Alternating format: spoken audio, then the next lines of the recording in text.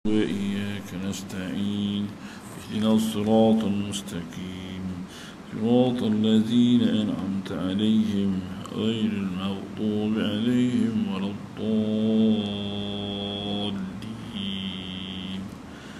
آمين. السلام عليكم ورحمة الله وبركاته. Alhamdulillah Rabbil Alamin, wassalatu wassalamu ala ashrafil anbiya wal mursalin wa ala alihi wa sahbihi ajma'in. Rabbi shrah sadri wa yassir li amri wa hlul 'uqdatam min lisani yafqahu qawli. Alhamdulillah, pertamanya dan selama-lamanya marilah kita merafakkan kesyukuran kita kepada Allah Subhanahu wa taala dengan limpah dan kurnia dapat kita bersama-sama hadir pada malam ini untuk kita meneruskan lagi pengajian kitab kita, kitab Tanbihul Mughafilin. Mudah-mudahan apa yang kita mengaji, kita dengar beberapa ayat Allah dan hadis Rasulullah sallallahu alaihi wasallam, kita dapat tahu apakah yang patut kita buat di atas muka bumi Allah Subhanahu wa taala. Mudah-mudahan kita dirahmati oleh Allah SWT akhirnya, insya-Allah. Tuan-tuan rahmati oleh Allah SWT, kita sambung dalam bab wara' yang dinamakan wara'. Apa maksud wara'? Meninggalkan yang syubhat dan khawatir terhadap yang haram. Meninggalkan yang syubhat dan khawatir terhadap yang haram. Itu tunduk, maksudnya wara', tunduk. Benda dia tak buat, takut-takut atau meninggal ataupun khawatir masuk kepada benda yang haram. Yang lepas kita dah baca lah kan, beberapa hadis Nabi SAW yang Nabi terangkan kepada kita, terutama sekali yang berkaitan dengan hati.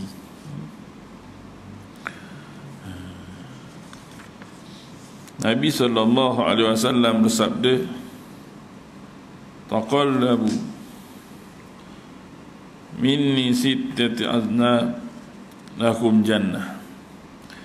Terimalah daripada aku 6 perkara, aku jamin kamu akan masuk syurga. Yang pertama sekali, jika berbicara jangan bohong. Sini depan.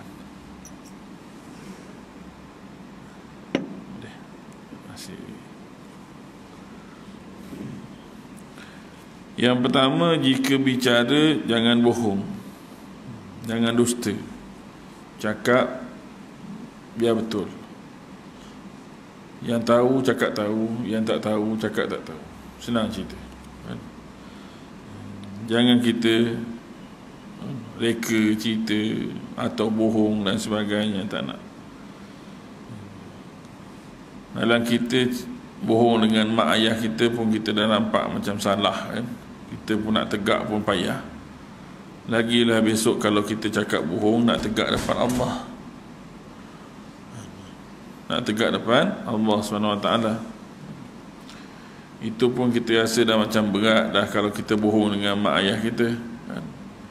Kita bohong dengan isteri kita pun kan, kadang-kadang pun dah rasa macam payah nak counter balik tu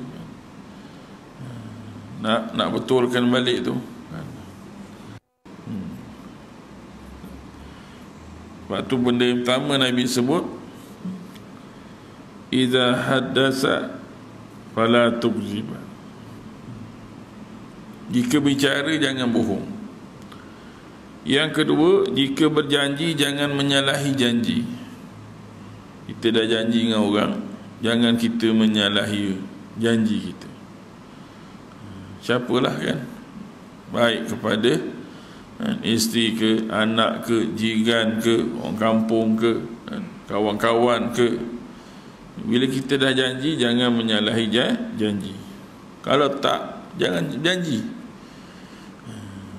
Jangan berjanji. Yang ketiga, jika dipercayai atau diberi amanah, jangan khianat. Yang ketiga, Nabi kata bila orang beri tanggungjawab pada kau jangan khianat. Ni hadis Nabi SAW yang Nabi sebut 6 perkara. Dalam hadis yang lain Nabi sebut apa? Ini juga ayatu munafik salasa, iaitu tanda-tanda. Ada 3 tanda. Tanda-tanda munafik itu 3. Nabi ulang dalam hadis yang ni. Nabi kata, kalau kamu ingat daripada aku, terima daripada aku wasiat 6 perkara. 3 termasuk tadi, cakap jangan bohong, bila dah berjanji jangan menyalahi janji.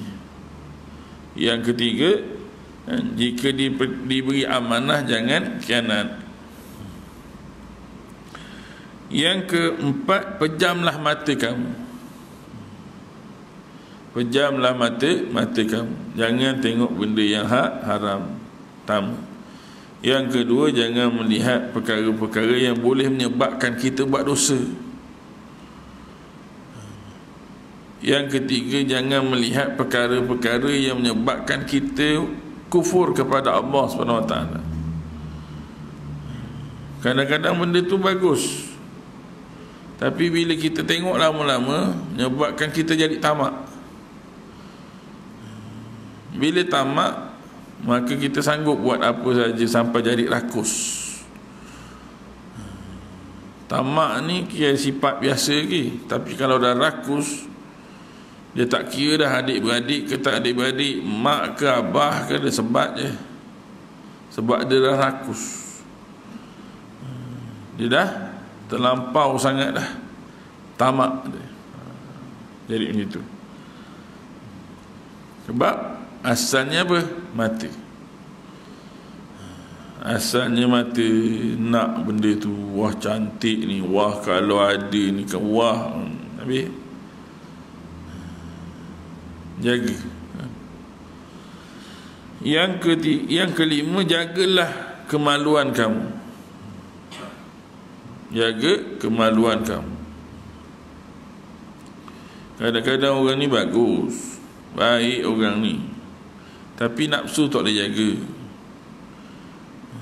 Orang kahwin 1, dia nak 2. Last betul, bagus, sunnah, tapi masalahnya porak-poranda.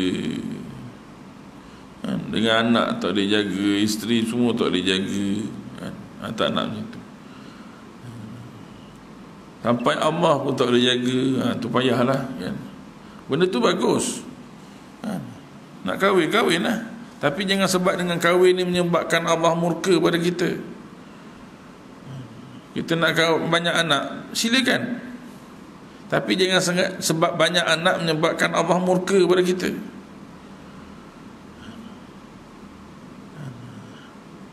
Macam kita lah kan, dekat sini gula bagus, memang untuk memaniskan air, tapi gula kalau lebih, dia akan memudaratkan. Begitu juga garam ni memang bagus, tapi kalau garam lebih sangat, dia dah jadi darah tinggi. Ini terlampau.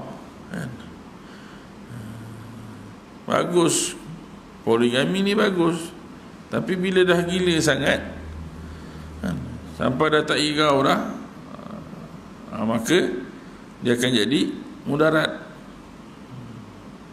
Dia akan jadi mudarat pada diri dia. Seterusnya, jagalah tangan dan kaki kamu daripada segala yang haram. Jaga tangan dan kaki kita daripada yang haram, nescaya pasti akan masuk ke dalam syurga Tuhan kamu. Kalau kamu jaga 6 perkara ni, nescaya kamu akan masuk dalam syurga Tuhan kamu. Allahu Akbar. Patut tuan-tuan rahmatullah Allah SWT, jaga diri kita ni kan. Hidup kita ni beribadat kepada Allah. Inna halaqnakum Sesungguhnya aku jadikan jin dan manusia untuk beribadat kepada aku. Untuk beribadat kepada aku. Tapi dalam masa yang sama kita ada tanggungjawab kita. Mula-mula memang kita diciptakan untuk ibadat, tapi dalam masa yang sama kita juga diberi tanggungjawab untuk berpasangan. Kita juga ada naluri untuk berpasangan. Kita juga ada tanggungjawab untuk cari nafkah. Kita juga untuk, kita katakan, jaga mak ayah kita. Kita juga ada tanggungjawab untuk jaga hak jiran. Dan itu semua ibadat. Itu juga ibadat. Kalau kita ni niat, apa yang kita buat ni, aku cari nafkah kerja ni kerana Allah Ta'ala.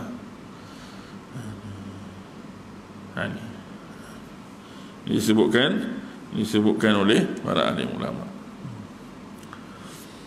Alasan daripada Imran bin Husain radhiyallahu anhu berkata, Nabi sallallahu alaihi wasallam bersabda, "Hamba-Ku, kerjakanlah apa yang aku wajibkan ke atas kamu, nescaya kamu akan menjadi manusia yang paling beribadat." Allah kata dalam hadis kursi kepada Nabi Muhammad sallallahu alaihi wasallam, "Wahai hamba-Ku, buatlah apa yang aku wajibkan ke atas kamu, maka kamulah orang yang beribadat." Apa Allah suruh? Banyak Allah suruh. Banyak Allah suruh. Islam ni din. Inna dina indallah al-Islam. Sesungguhnya agama di sisi Allah adalah Islam. Masuk agama apa? Cari hidup. Daripada kita bangun tidur sampai kita tidur balik, semua Islam ajar.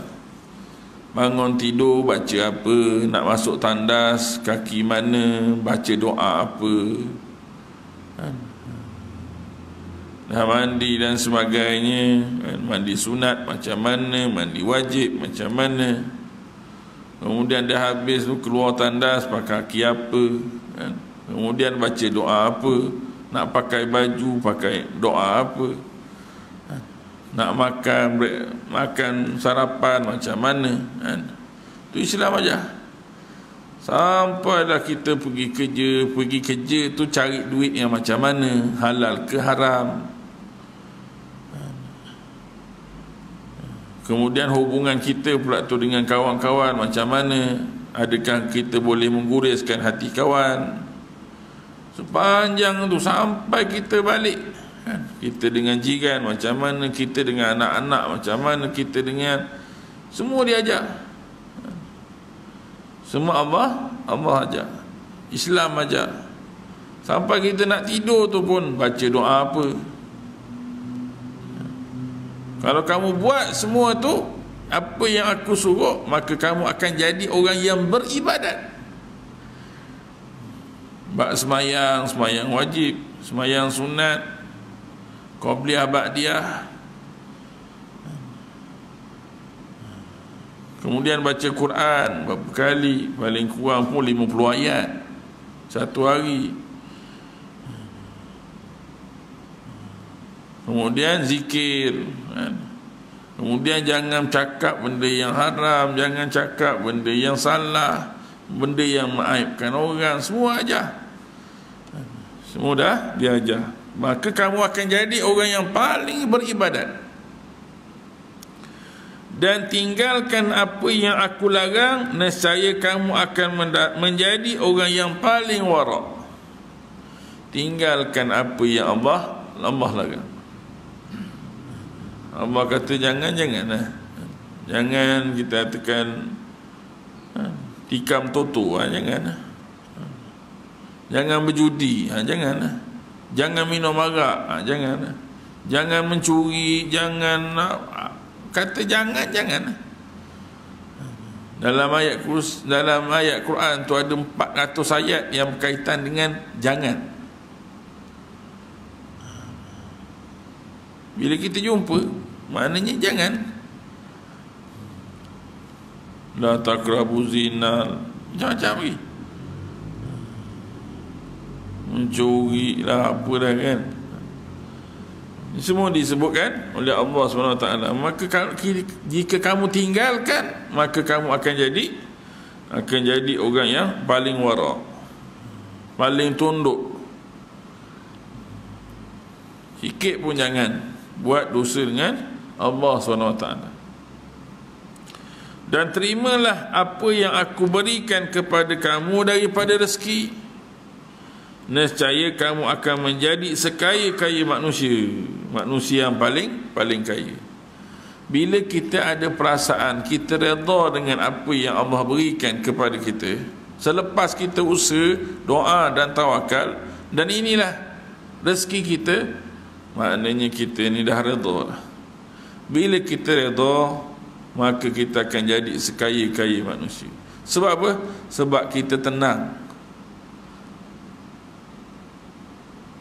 Aku tak boleh lawan Allah. Kalau Allah kata hari ni gajinya 50, ya 50. Buatlah macam mana pun takkan gaji 500 sehari, takkan jadi.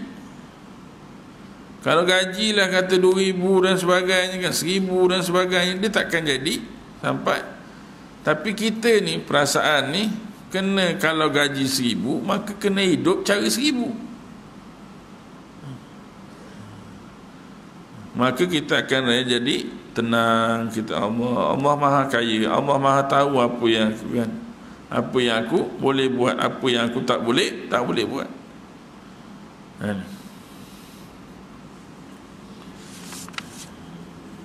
Fudai bin Iyad berkata, ada 5 tanda-tanda kebahagiaan, iaitu keyakinan dalam hati. Tanda-tanda orang bahagia ni bila dia yakin dalam hati, yakin Allah akan bantu, yakin Allah akan tolong, yakin bahawa kita kalau buat baik Allah akan bagi pahala. Bila pahala kita banyak, Allah akan sayang. Bila Allah sayang, maka kita akan masuk dalam syurga.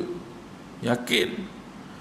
Bila kita usaha, buat sungguh-sungguh doa dan tawakal, maka Allah SWT akan beri pahala kepada kita, ataupun berikan rezeki pada kita.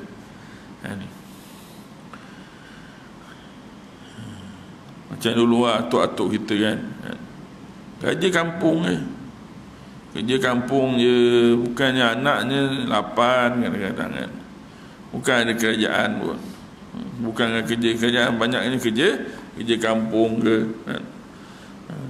Tapi dia yakin walaupun macam mana pun dia boleh nyara, dan Allah tak zalim pada umat dia. Ini keadaan dia kan. Dan yang kedua, warak dalam agama, tunduk dalam agama, patuh dalam agama. Bahagia ni tanda-tanda kebahagiaan, iaitu dia patuh dalam agama, berhati-hati dalam agama. Yang kedua, zuhud dalam dunia, ataupun kesederhanaan dalam dunia, ataupun tunduk dalam dunia. Ini tanda orang bahagia. Waktu Nabi ingatkan kepada kita, Nabi kata kalau nak bahagia dunia, tengok orang bawah kita, jangan tengok orang atas kita. Kalau tengok orang atas kita, kita takkan rasa macam aman. Nak bahagia dunia, tengok orang bawah kita. Sian, dia tak ada kerja, aku ni alhamdulillah ada kerja. Sian, dia naik basikal, dia pergi bandar Muar, aku ni alhamdulillah walaupun ada proton dia kan, syukur alhamdulillah ada juga kan kereta.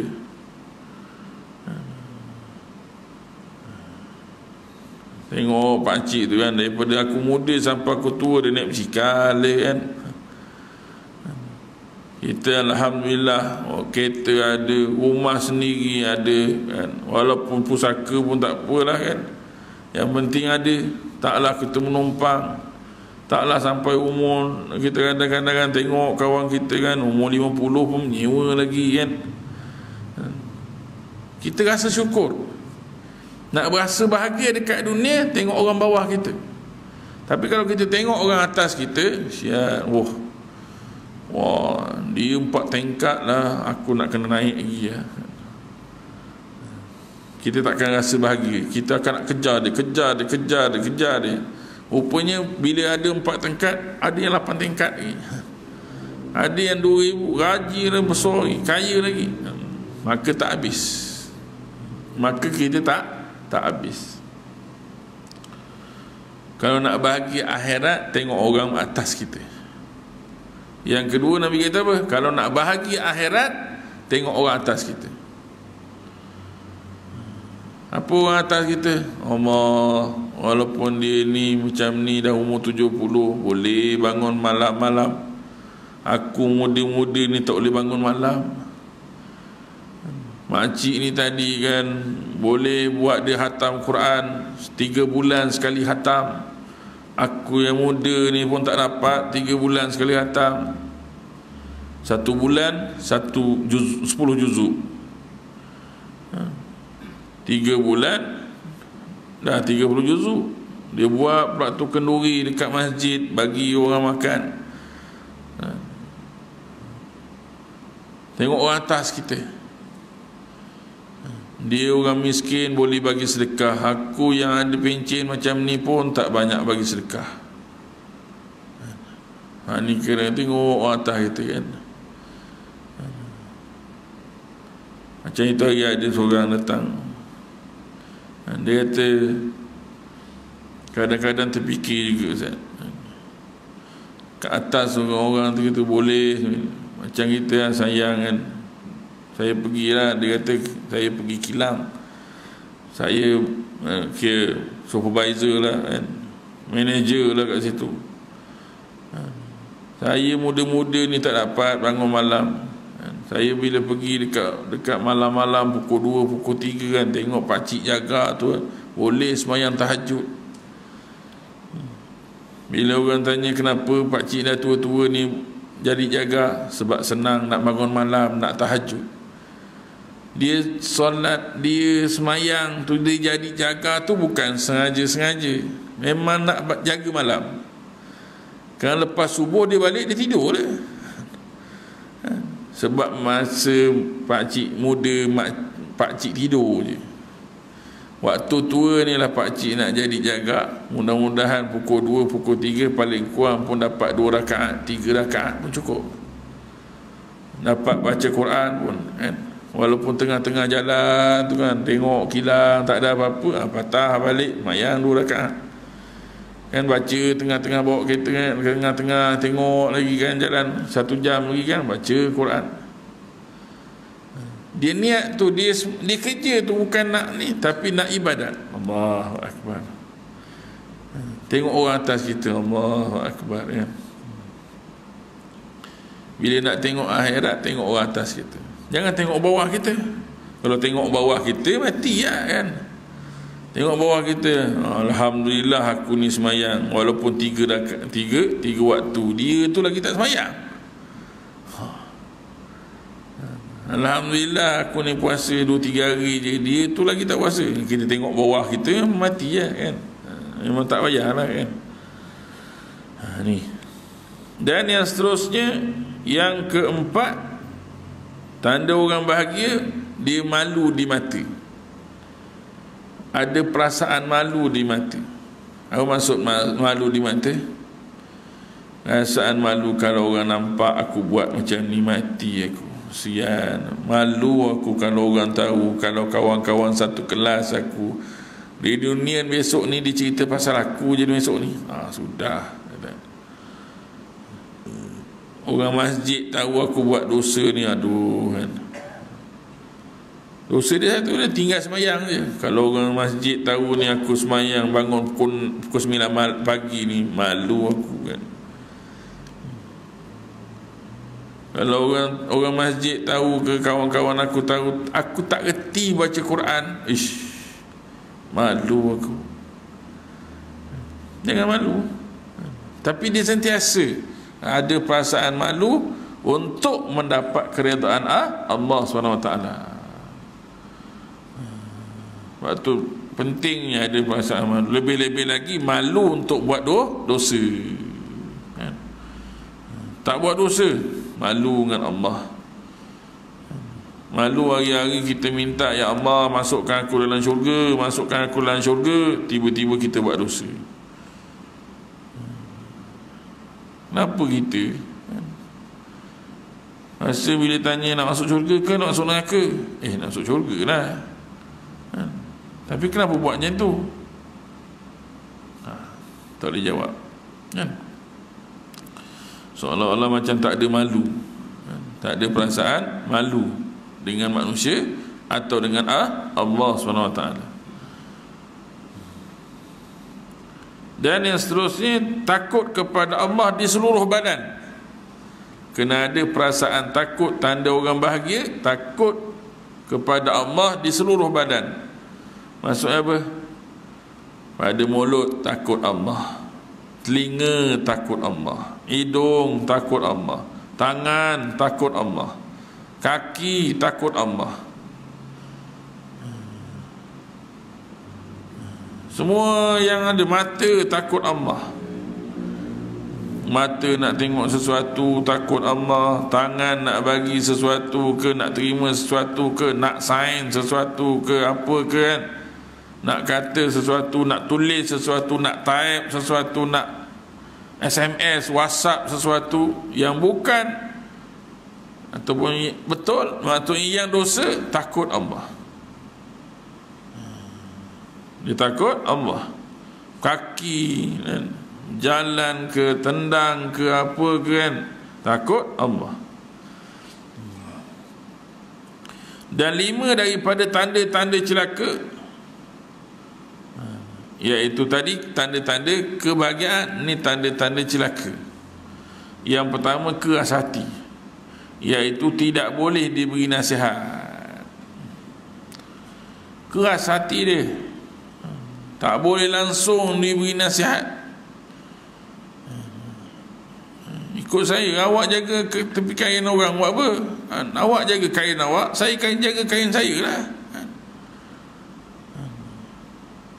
Kalaupun saya salah, biar Allah aja yang balas. Apa salah awak sibuk? Uish. Kalau betul saya salah, kan, pernah dengar tak? Kalau betul saya salah, kenapa Allah tak petikkan saya je? Keras gila ni. Sombong, keras gila hati dia. Orang dah beritahu jangan, ni betul ni, Allah dah beritahu jangan buat. Kalau Allah lah tahu macam tu, kenapa dibenarkan saya buat? Uish. Allah bagi akal tu, suruh fikir.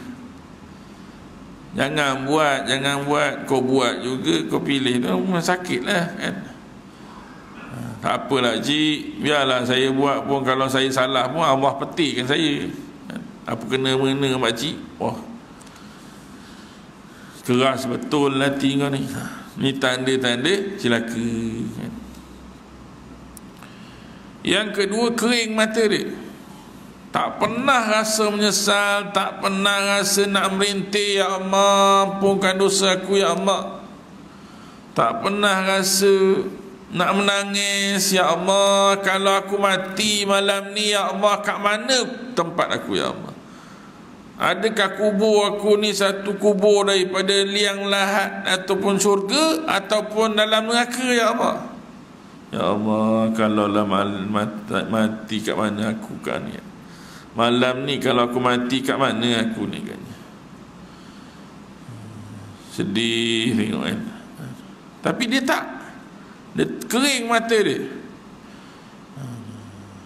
Dia tak pernah fikir dan pasal kita tekan pasal diri dia, pasal nak taubat, tak ada. Bagi dia biarlah kan, umur panjang lagi kan. Dia tinggalkan sembahyang kan. Allah takkan tak tahu saya sibuk. Oh boleh marah. tak pernah rasa menyesal, dan tidak rasa malu. Tanda-tanda celaka, tidak ada rasa malu. Rakus terhadap dunia, tamak terhadap dunia, sampai sanggup buat sesuatu macam saya sebut dengan tadi kan, dengan mak ayah, dengan adik-beradik, sanggup buat sebab rakus, tamak. Dia nampak dunia je, dia tak nampak akhirat. Dan yang kelima, panjang angan-angan. Lepas satu, kita pun pening tengok dia ni. Kita pun pening tengok dia ni kan. Kadang-kadang adik kita kan, abang kita kan, tengok kan, tak ada pun sikit pun, sekelumit pun masa untuk dia ingat Allah. Fikirnya dunia je. Sian kita tengok orang macam ni kan. Fikirnya nak hidup. Lepas satu dia fikir. Waktu tuan-tuan rahmatullahi Allah SWT kan? Kita kena sayang diri kita ni. Kalau kita tak sayang diri kita tak beramal, maknanya kita mencampakkan diri kita dalam api neraka. Kita mencampakkan diri kita ke dalam api neraka sebab kita tak sayang kepada diri kita. Bila Allah suruh buat, tak buat. Bila Allah kata larang, kita buat juga. Ni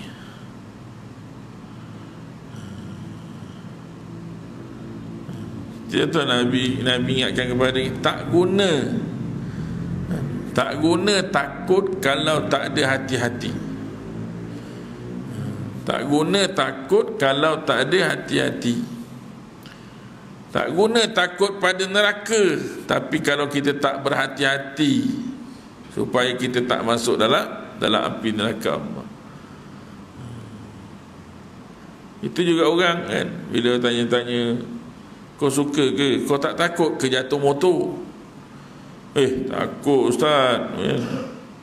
Tapi aku nampak macam nak mati je bawa motor. Kan? Siap terbang kan? Kaki naik ke atas lagi. Itu style kan? Dia takut mati tapi tak berhati-hati, maka tak gunalah takut tadi. Ni seolah-olah macam minta pula mati kan? Keadaan ni tu kan, tak nak je tu. Waktu tuan-tuan rahmatullahi Allah SWT, perhatikan baik-baik apa ni kan? Yang patut kita buat sepanjang hidup kita ni. Jangan, sebab kita ni masa ni sekejap je. Pertama. Yang kedua, jangan kita katakan dalam dunia ni tak ada kena-mengena dengan akhirat. Setiap apa yang kita cakap ni, kalau baik dapat pahala, kalau buruk dapat dosa. Setiap apa yang kita fikir ni, kalau baik dapat pahala, maka kalau buruk yang kita fikir dapat dosa. Ni waktu tuan-tuan rahmatullahi Allah SWT, mudah-mudahan insya-Allah kita melakukan yang terbaik untuk diri kita. Mudah-mudahan kita semua dirahmati oleh Allah SWT, insya-Allah. Saya sisakan ni dulu. Mudah-mudahan kita semua dirahmati oleh Allah SWT. Marilah kita sama-sama tutup dengan tasbih quratul as. Subhanallah, asyhadu an la ilaha illallah. Bismillahirrahmanirrahim. Wal 'asr innal insana lafi khusr illal ladzina amanu wa 'amilus solihat wa tawassaw bil haqq wa tawassaw bis sabr. Assalamualaikum warahmatullahi wabarakatuh.